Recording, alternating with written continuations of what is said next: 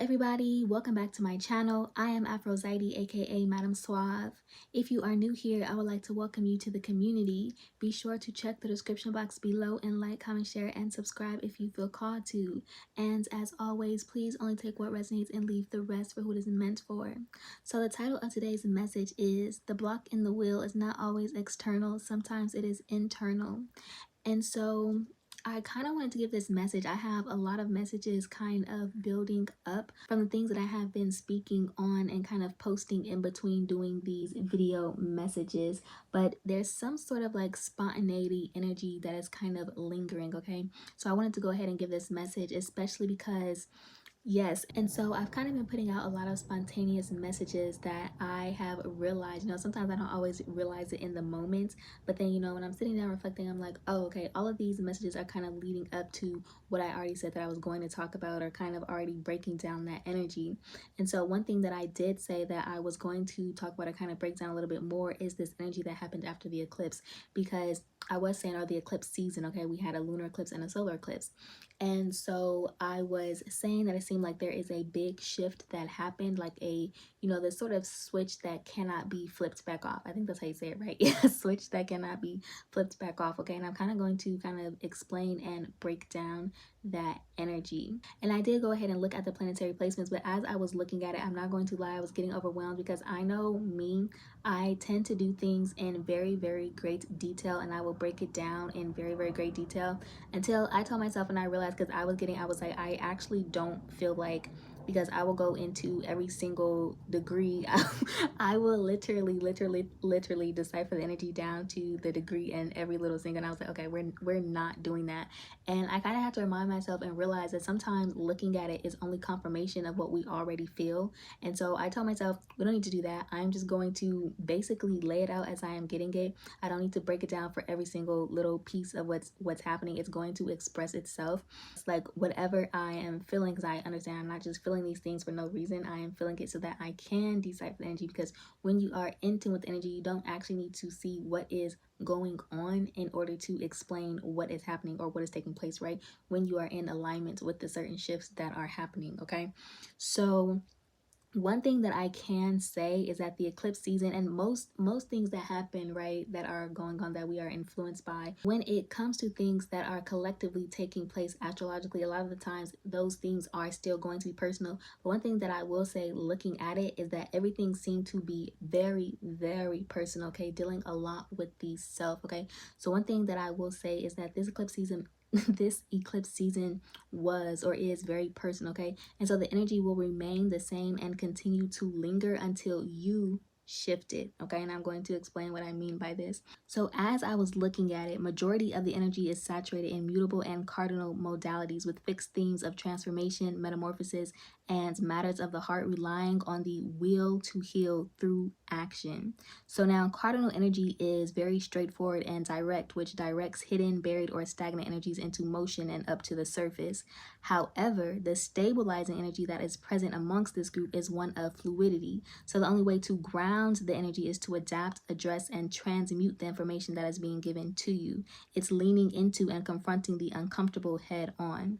So the best way to illustrate this, okay, the best way to illustrate this is imagining that you are walking uphill towards the north node with the winds of the south node trying to pull you back.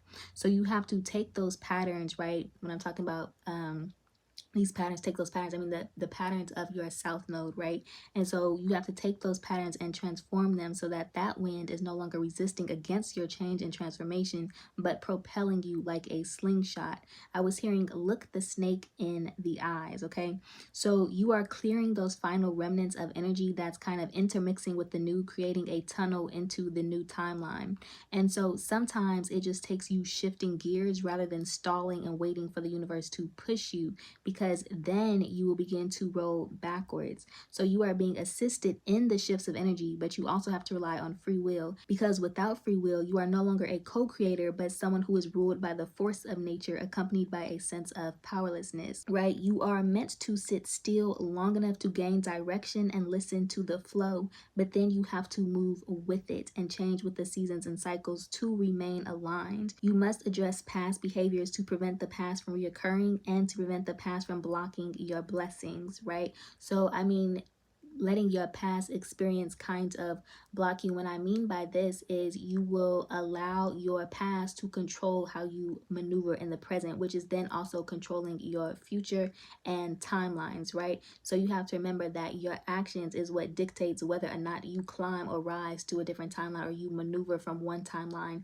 to the next, because they will present themselves to you. But just because they present themselves does not mean that you will actually align with that timeline until you yourself take action to align with it. Okay, so it's about facing and examining the self and choosing different. Okay, facing the parts of self that may scare you and advocating for those parts of yourself, transforming into the purest version of self before affliction or influence. It's pleasing yourself over pleasing others, which is aiding in true connection, respecting yourself while respecting others. So you have to be true in order to know what is true and what will stand the test of time, just as you will always remain. So I spoke on getting to know your shadow and your subconscious self in order to strengthen your intuition. Now, the same goes for being a co-creator, but it isn't enough just to know your shadow and know your subconscious. You must also integrate it. So you are ruled by the force of nature when you are ruled by your shadow and your subconscious and continue to submerge it instead of mastering it. And so oftentimes when we speak on the shadow and we speak of shadow work, we make it seem as though our shadows are demons needing to be beaten into submission or to be kept under control. But your shadow is where your demons are disrupted by light, where destruction is the source of the sun, where the ego collapses into the birth of the soul, where the fragmented pieces are made whole and the fire eternal. This is where the healthy ego is formed from emotional security within self. It seeks within instead of external too. Now, a weak or undeveloped ego that has not been integrated is a projected persona fused of unhealed wounds. It seeks external validation from outside sources to validate the lack of emotional security within, as well as lack of accountability and acknowledgement where growth is needed.